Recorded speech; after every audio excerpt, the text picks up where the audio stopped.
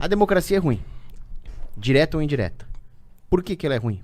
Porque ela é, como dizia o Mencken, a crença na sabedoria coletiva da ignorância individual. Agora, quando a democracia é indireta, existe algum tipo de obstáculo ao cumprimento desse desmando. Então, para mim é aterrorizante a ideia de ter a minha vida regulada por uma multidão. Se a minha vida for regulada por um rei, eu posso matar o rei. Eu posso ter o povo como cúmplice. Falar, o rei está nos oprimindo. Agora, quando você vai tirando esses passos intermediários e deixa a população decidir diretamente, você vai reclamar para quem? Cadê? Você perdeu até o apoio do povo contra a tirania, porque agora a tirania é o povo. Seria muito pior. Você poderia fazer campanhas para mudar a opinião pública, caso você quisesse ir numa direção ou não, né? Pra que isso? É o que acontece hoje em dia, Mas né? eu não quero.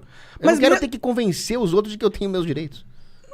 Não convencer o outro que você tem os seus direitos, mas convencer para qual é a direção que vai a sociedade. Porque, querendo ou não, existe um agregado de coisas que a gente produz que não tem, tipo, a sociedade produz fartura. E essa fartura vai tipo, esses recursos extras que a gente tem que alocar em algum lugar, a gente não pode deixar eles parados. Você tá sendo um anarcocomunista. Anarcocomunista? É, porque a democracia direta é o anarcocomunismo. Comunista. Porque a sua ideia é tirar o governante e deixar o povo decidir tudo diretamente. Essa é exatamente esse é um anarcocomunista, esse é exatamente o modelo anarcocomunista. Entendi. É exatamente a maneira como os comunistas pregam que funcionaria uma sociedade pós-Estado. Ou como eles tentam mais ou menos emular em Cuba. Cuba funciona como uma democracia direta nas decisões municipais, exceto pelo fato de que tem o Fidel Castro mandando em tudo. Que desagradável. Agora, exceto pelo fato que é uma ditadura. então, mas se você tira...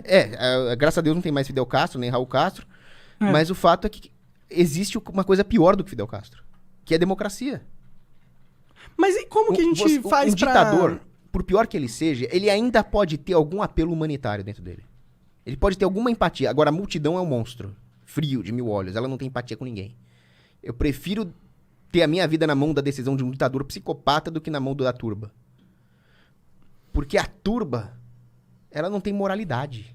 Será que não? Não, ela substituiu a moralidade pelo número. Ela é o que é de pior. Por isso que aquela ideia de quando Jesus Cristo fala atire a primeira pedra quem nunca pecou na adúltera, aquela ideia é antidemocrática. Jesus odeia a democracia.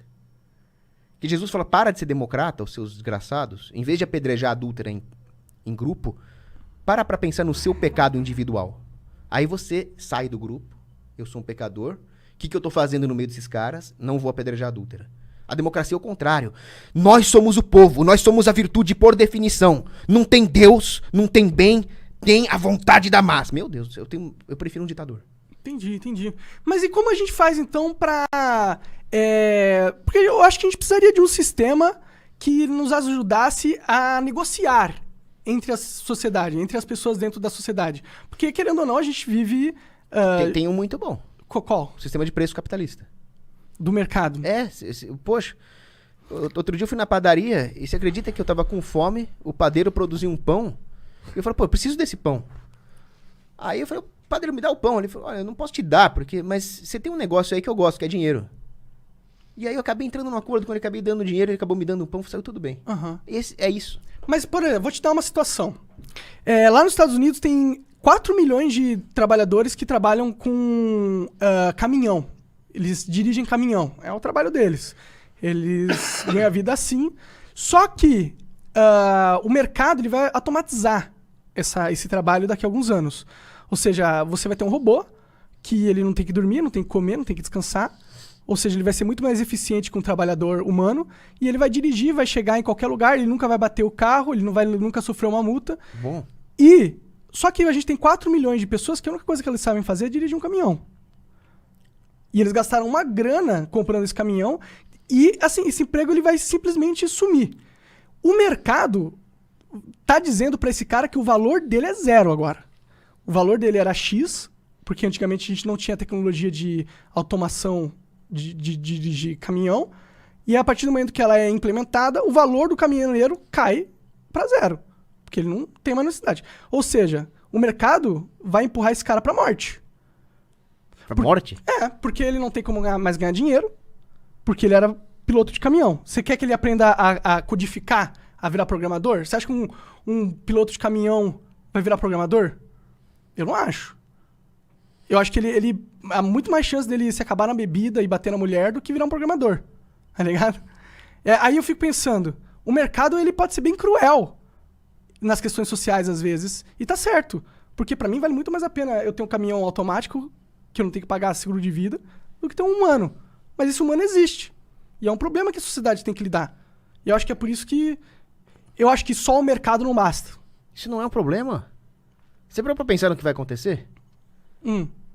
Hoje a sociedade gasta recursos enormes pagando um trabalho. Não é o valor do caminhoneiro que vai para zero.